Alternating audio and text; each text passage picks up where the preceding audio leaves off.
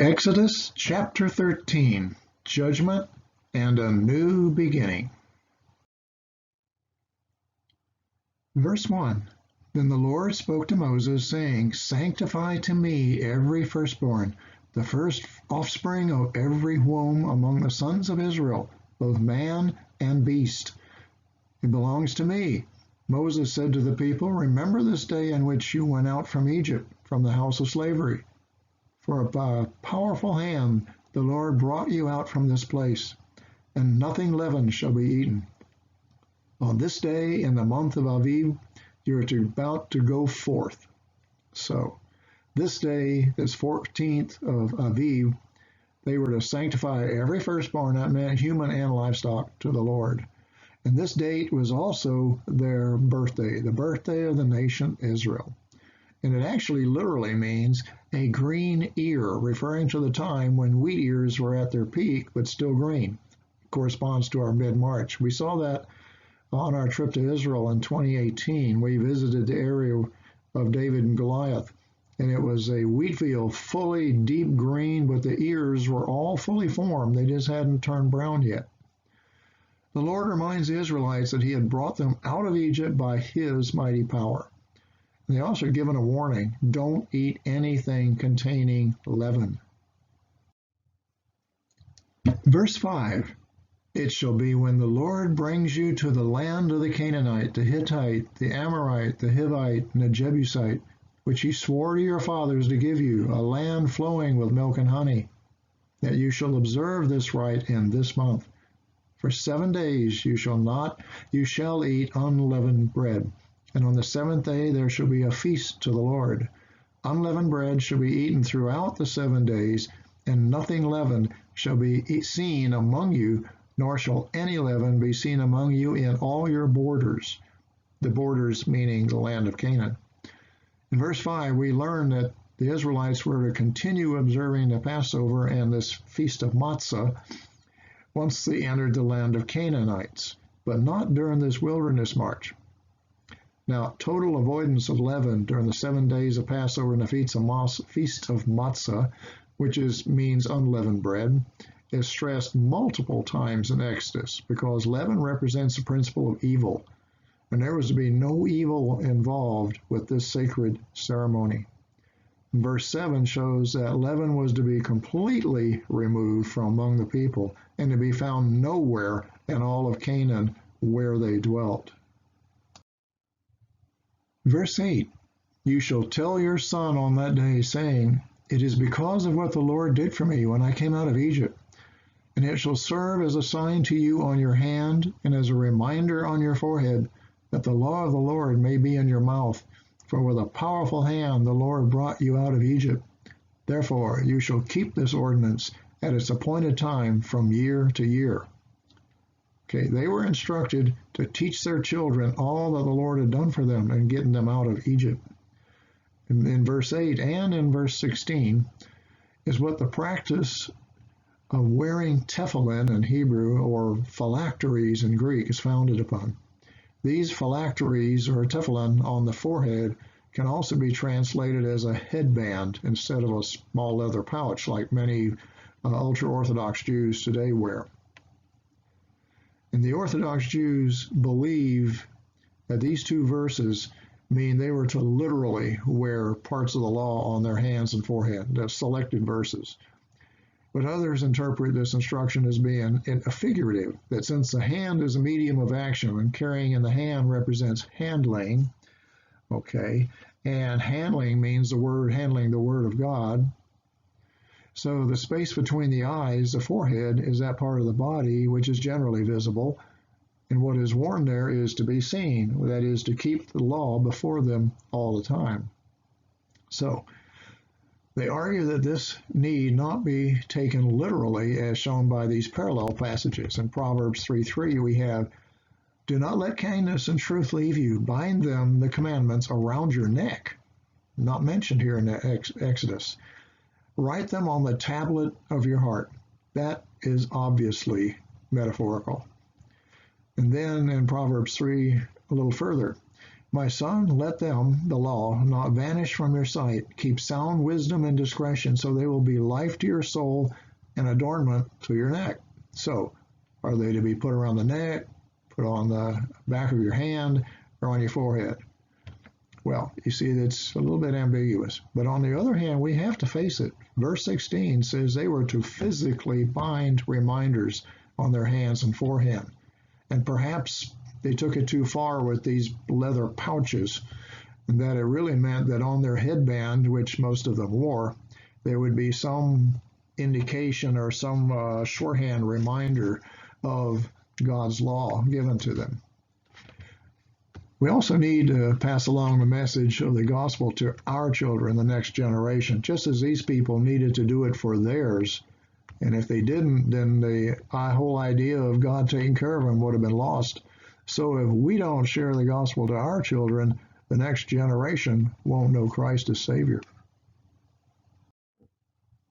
Verse 11, Now when the Lord brings you to the land of the Canaanite, as he swore to you and to your fathers, and gives it to you, you shall devote to the Lord the first offspring of every womb and the first offspring of every beast that you own. The males belong to the Lord, but every first offspring of a donkey you shall redeem with a lamb. But if you do not redeem it, then you shall break its neck. And every firstborn of man among your sons you shall redeem. So here we have the law of the firstborn. The Lord set up a dichotomy in the way he treated the Egyptians as compared to the Israelites. The firstborn of Egypt were set apart and marked for death. They were sacrificed, killed, in order to redeem Israel. The firstborn of Israel were set apart and marked for a life and service to God. By the terms of redemption, they are bought back. Abraham and Isaac on Mount Moriah exemplifies this. Abraham was to sacrifice Isaac, but God intervened and substituted a ram in the place of Isaac. The basis of redemption is not just about deliverance or buying back. It can also be about substitution. One type of redemption involves a kinsman redeemer, pronounced in Hebrew Gaal or Goel, as is exemplified in the book of Ruth. The second type of redemption is the Hebrew Padah, is a buying back or substitution and doesn't involve the rights of a relative. In this case, deliverance comes through payment of a ransom, and this is a type discussed here in this chapter. In Numbers 18:16, we learn that the redemption price for a firstborn son was 5 silver shekels. Now, verse 13, as God didn't want a donkey, an unclean animal used as a sacrifice, the owner was either to sacrifice a lamb in its place or kill it. Donkeys were also prized possessions in that day, so the owner would not want to sacrifice such a necessary animal except if it was born defective. Now, why is a donkey unclean? Well, first, it doesn't chew the cud. And second, it doesn't have split hooves.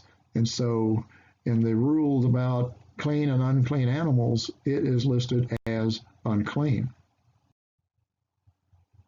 Verse 14, and it shall be when your son asks you in time to come, saying, What is this? Then you shall say to him, With a powerful hand the Lord brought us out of Egypt, from the house of slavery. It came about when Pharaoh was stubborn about letting us go, that the Lord killed every firstborn in the land of Egypt, both the firstborn of man and the firstborn of beast. Therefore I sacrifice to the Lord the males, the first offspring of every womb, but every firstborn of my sons I redeem. So it shall serve as a sign on your hand and as phylacteries on your forehead, for with a powerful hand the Lord brought us out of Egypt. The Lord tells the Israelites how to answer their kids when they ask what the Passover ceremony and the Feast of Matzah were all about. Now, why do they have to do that? Because these major rituals were not observed during the wilderness march. Thus, most of these kids who grew up during the march had never experienced this ceremony. Verse 17, when Pharaoh had let the people go, God did not lead them by the way of the land of the Philistines, even though it was near. For God said the people might change their minds when they see war and return to Egypt. Hence, God led the people around by the way of the wilderness to the Red Sea. And the sons of Israel went up in martial array from the land of Egypt. What we have here is Moses has given us a little bit of backstory, since he's the author of Exodus, about why did they not take the direct route and just get straight way up to Canaan. Now, the shortest route is going into Canaan was the coastal route along the Mediterranean Sea, but that ran through Philistine country, and they were rather hostile to everybody then. And this route was also guarded by a series of Egyptian fortifications to stop raiding parties attacking caravans. And that meant the Pharaoh would be receiving information on where the Israelites were all the time. They know where they were. Instead, God guides them through to march along the wilderness way. Now, they're not wandering randomly around in the wilderness, like is implied in several translations, but that was the actual name of a 200-mile east-west trade route. And they were not wandering there. They were following this known route. But it's one which did not lead directly to Canaan. God's going to take them a roundabout way to avoid the Philistines and the Egyptians. This route didn't lead also to Mount Sinai, where we often think of it, which is a big mountain massif down in the southeast corner of that Sinai Peninsula. They didn't go down that way, but they went more or less straight across, slightly south of due east, toward the northern tip of the Gulf of Aqaba. That's also part of the Red Sea. The Israelites marched in ordered ranks. They didn't wander as a motley group. You can imagine over 1 million people just kind of wandering around. My goodness, it'd be like herding cats. No, they walked as group by their 12 tribes, most likely. And they were very orderly. That meant they could go rapidly as well. Okay, and they were moving quickly. The whole idea was to get away from Egypt. Now, a little bit more on Mount Sinai. That idea that that's where Moses went up and got the tablets of stone and so forth didn't even start until the 4th century AD, when Emperor Constantine's mother had a vision in which she was told that this was the mountain of God. Also, the Jews have never accepted this idea. The scripture says, as we get to it, it doesn't say Sinai, it says Horeb, Mount Horeb. And the Jews have always, and the Israelites as full nation, always recognized Horeb, and they never considered that other mountain way down in the corner of Sinai. Okay, you can see in the upper left corner of the map, the Israelites started at Goshen, and they moved out into the desert where they're following this the way of the wilderness. The word way means road or caravan route. It's the same word that's used for the way of the highway going straight to Canaan. Same word. Again, they're not wandering aimlessly around the desert. Okay, you can see it goes pretty much more across. Now, you see where it dips down south. It's the argument that they went down there and crossed where you see this finger of water, Yam Suf. Okay, that. And then on the left, you see Gulf of Suez. The common argument is that they crossed probably below where you see the little dot of Suez.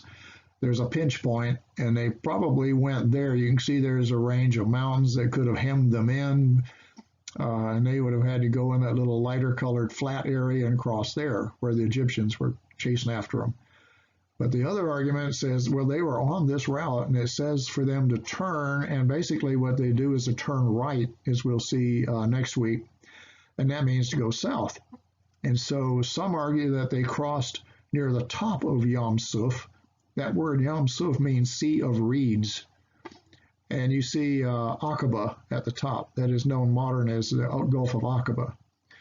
And some say they crossed near there. Others say they went down to where you see a little number 272. That's miles at some place called Nuweiba. Probably didn't exist then. And they crossed there. So this is where there is an argument. And we'll look at that later in following chapters. Verse 19, Moses took the bones of Joseph with him, for he had made the sons of Israel solemnly swear, saying, God will surely take care of you, and you shall carry my bones from here with you. Moses carries out the pledge that the Israelites had made to Joseph, that his bones, that was his mummified body, would be carried to Canaan, where they would be buried. This is probably done for the bones of the other 11 sons as well, although they're not mentioned. Joseph was the famous son. And then we have it in Genesis 15. Then Joseph made the sons of Israel swear, saying, God will surely take care of you, and you shall carry my bones up from here. So Joseph died at the age of 110 years, and he was embalmed and placed in a coffin in Egypt. The Israelites didn't embalm their dead and put them in coffins.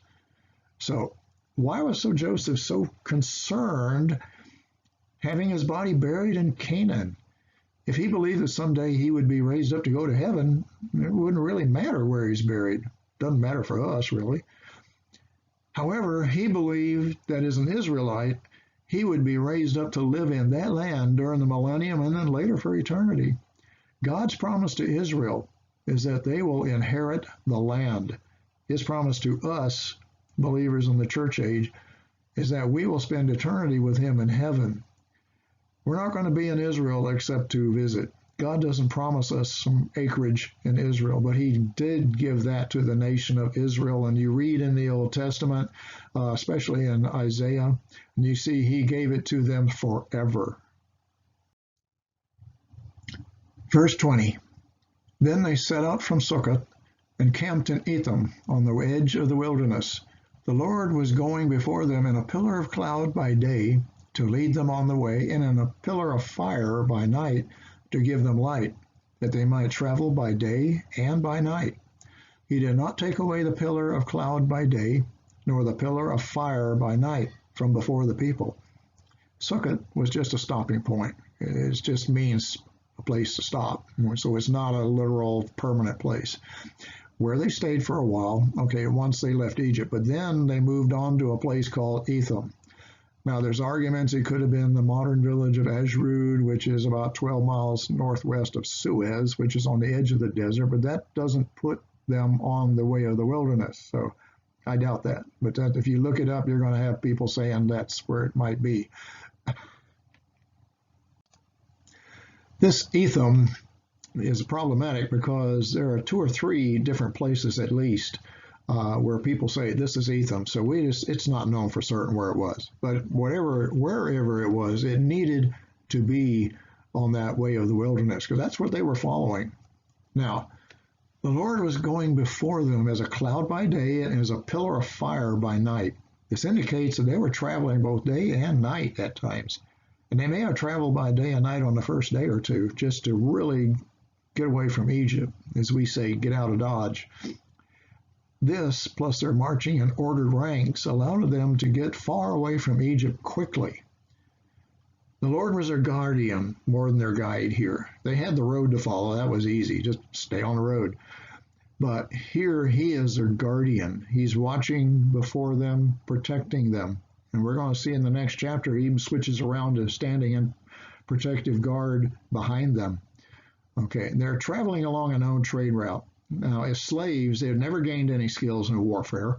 Moreover, since they numbered more women and children than grown men, they were further limited in their ability to defend themselves. So if they had gone up the way of the Philistines there and they had been attacked, they didn't know how to fight. They weren't trained in battle, so they would have been slaughtered. That's why God took them this other route. Now, traveling by night in the desert also makes a lot of sense, because at mid-spring in the Sinai, the daytime temperatures were already rising over 90 degrees, so walking at night would make things a whole lot cooler and more comfortable for people. So what do we see here? This chapter shows us that the Israelites were well prepared and protected for their long march to Canaan.